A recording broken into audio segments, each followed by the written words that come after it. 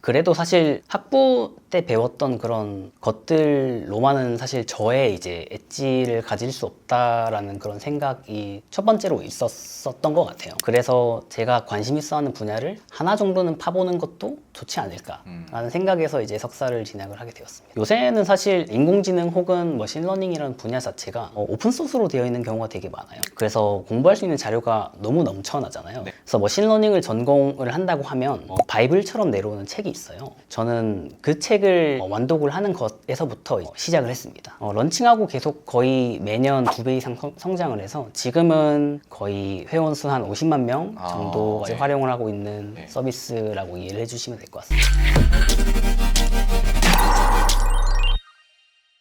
네, 여러분 안녕하세요. 메타코드엠의 안대현입니다. AI만큼이나 화두인 시장이 있죠. 바로 웹3, 블록체인 시장입니다. 이 블록체인 시장의 데이터를 분석해주는 서비스가 있는데요. 바로 크립토 퀀토라는 서비스입니다. 이 크립토 퀀토를 운영하는 팀 블랙버드의 정인교 CDO님을 모셨습니다. 안녕하세요. 저는 가상자산 투자 제공 서비스인 크립토퀀트를 운영을 하고 있는 CDO 정인교라고 합니다. 어떤 커리어를 좀 밟아오셨는지 말씀 부탁드립니다. 포스텍이라는 학교에서 산업공학 그리고 컴퓨터공학을 전공을 했고요. 그리고 그 후에 카이스트에서 그 머신러닝을 전공을 했고요. 석사를 졸업하고 나서 크립토컨트라는 회사에 합류를 하게 되었습니다. 원래는 AI에 관심이 있어서 AI 대학원까지도 카이스트로 들어가셨는데 이제는 뭐 완전하게 생소한 건 아니지만 웹3 분야로 도전을 하시게 된 거예요? 네, 그렇습니다. 사실 프로젝트 자체도 재미가 있었고요.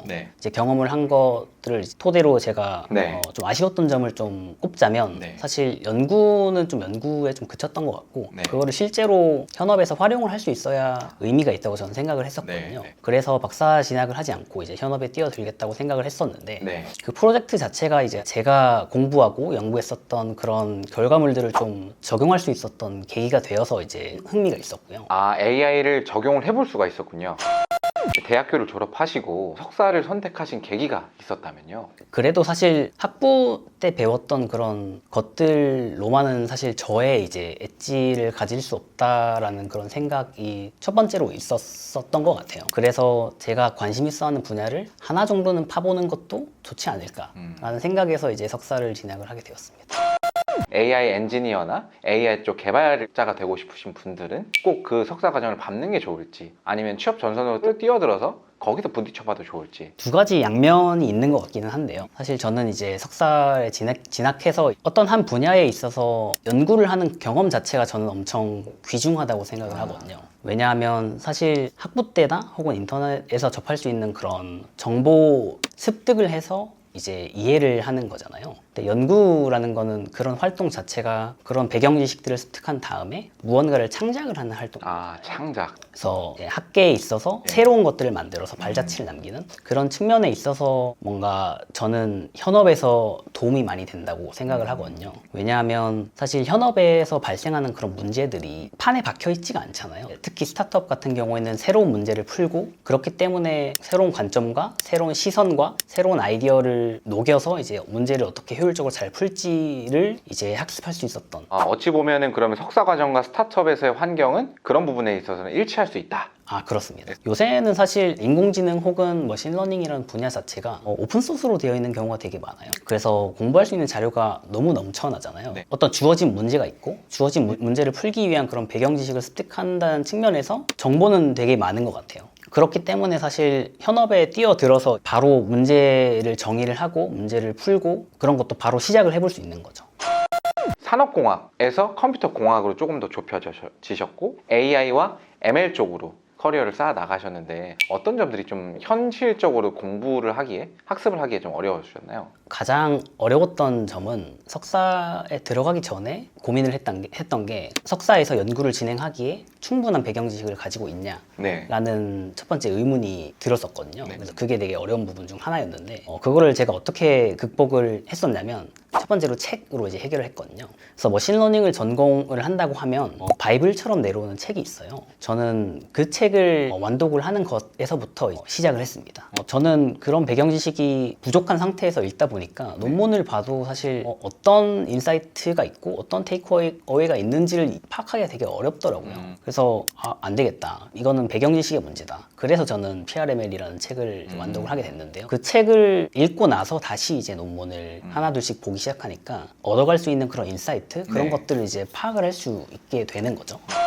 네, 그러면 이제 크립토 퀀트 서비스에 대해서 좀 더 알아보려고 하는데 어떤 데이터를 분석해주고 예측해주는 서비스인지. 네, 저희 크립토 퀀트 서비스는 가상자산 투자 데이터를 가공을 하고 제공하는 서비스 이해를 해주시면 좋을 것 같고요. 그 데이터 안에서 저희가 집중하는 데이터는 온체인 데이터라고 합니다. 가상자산 같은 경우에는 이제 연동이 되어 있는 게 이제 블록체인이라는 네. 데이터 구조이잖아요. 그 블록체인이라는 데이터들을 잘 뽑아내서 가공을 해서 유의미한 데이터들을 만드는 것을 주로 하고 있습니다. 여기서 말씀하시는 온체인 데이터와 블록체인 이 두 가지의 차이점이 있나요? 블록체인에서 이제 가져오는 그런 데이터들을 온체인 데이터라고 합니다. 그러니까 두 개가 뭔가 상반되는 개념이 아니라 블록체인에서 가져오는 데이터들을 그냥 이름을 온체인 데이터다 이렇게 말을 한다는 뜻이군요. 네, 맞습니다. 그럼 이 크립토 퀀트는 그럼 실제로 이제 어떻게 활용을 할 수 있는 건지 좀 고객들이 만약에 크립토 퀀트를 활용을 한다면 어디에다가 활용을 할 수 있는 서비스인 건가요? 투자 혹은 트레이딩에 이제 활용할 수 있다라고 생각을 해주시면 될 것 같은데요. 네. 예를 하나 들자면 네. 블록체인 같은 경우에는 가상 화폐라고 하죠. 비트코인이나 이더리움 같은 게 이제 연동이 되어 있잖아요. 네. 그리고 이제 블록체인 같은 경우에는 이제 공개가 되어 있다 보니까 네. 누구나 접근할 수 있는 그런 데이터잖아요. 그러면 이제 그 데이터 안에서 이제 무슨 일이 일어나는지를 이제 모든 사람이 다 파악을 할 수가 있는 건데, 사실 일반 사용자 입장에서 그 데이터들을 모두 다 접근을 해서 가공을 하고 이제 분석을 하는 게 되게 어렵잖아요. 왜냐하면 되게 엄청나게 큰 데이터이기 때문에. 그래서 저희 서비스는 그런 부담을 줄여주는 거라고 일단 첫 번째로 생각을 해주시면 될 것 같고요. 그런 세팅에서 저희는 이제 투자에 활용할 만한 지표들을 가공을 해서 유저들한테 제공을 합니다. 예를 들면 화폐의 개념을 접목을 하자면 밸류에이션을 측정을 할 때 가상 자산에 대해서 얼만큼 많이 거래가 일어나는지를 토대로 뭔가 밸류에이션을 할 수도 있는 거잖아요. 그러면 예를 들어서 특정 날짜에 얼만큼 많은 트랜잭션 수가 있는지, 얼만큼 많은 지갑 주소들이 이제 인터랙션을 하고 있는지, 그런 것들을 이제 실제로 가공을 해서 그거를 이제 유저들한테 이제 보여주고, 유저들은 그런 데이터들을 활용을 해서 실제 투자나 트레이딩을 하는데, 의사결정을 하는데 활용이 되곤 합니다. 그리고 쉽게 얘기하면 제가 만약에 블록체인 중에서 비트코인을 사려고 했대. 이 비트코인을 언제 사야 되지? 어떻게 사면 좋을까? 이런 조언이 필요할 때 그걸 데이터로 기반을 해서 비트코인을 상황이 이러니 제안을 해준다 이렇게 보면 될까요? 네, 맞습니다. 투자를 하는 사람들이 조금 더 데이터에 기반해서 의사결정을 할 수 있다면 그들이 좀 더 좋은 투자 의사결정을 내릴 수 있지 않을까라는 이제 물음에서 이제 시작한 서비스라고 이해를 해주시면 될 것 같아요. 그럼 그러한 물음에 답해준 서비스인 것 같은데요. 그 답의 지표는 어떻게 되는지 궁금합니다. 회원수 기준으로 좀 말씀을 드리면 가장 와닿으실 것 같은데요. 런칭하고 계속 거의 매년 2배 이상 성장을 해서 지금은 거의 회원수 한 50만 명 정도 활용을 하고 있는 서비스라고 이해를 해주시면 될 것 같습니다. 그 50만 명이 국내에만 포진되어 있나요? 아니면 글로벌적으로 같이 이제 유저 수들이 확보되어 있는 상황인가요? 저희는 기본적으로 글로벌 베이스 서비스고요. 그래서 국내에도 많이 활용을 하고 있긴 한데 기본적으로 미국이나 기타 유럽 등등의 많은 국가에서 활용을 해주시고 계십니다. 그렇군요.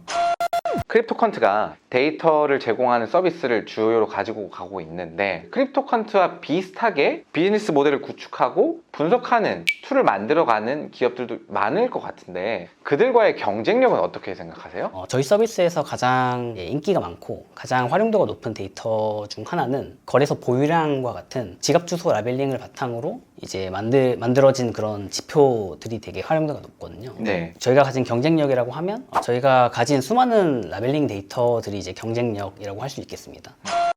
CDO님께서 마지막으로 저희 메타코드 구독자분들께 인사 한번 부탁드리겠습니다. 네, 지금까지 크립토 퀀트와 저의 이야기를 장시간 들어주셔서 감사드리고요. 크립토 퀀트 서비스 자체에 대해서 궁금하신 분들은 이제 홈페이지 방문해주시면 감사드리고요. 그리고 블록체인이나 웹3 그리고 크립토 관심 있는 개발자분들 있으시면 저희 적극 채용하고 있으니 관심 있게 지켜봐 주시면 감사하겠습니다.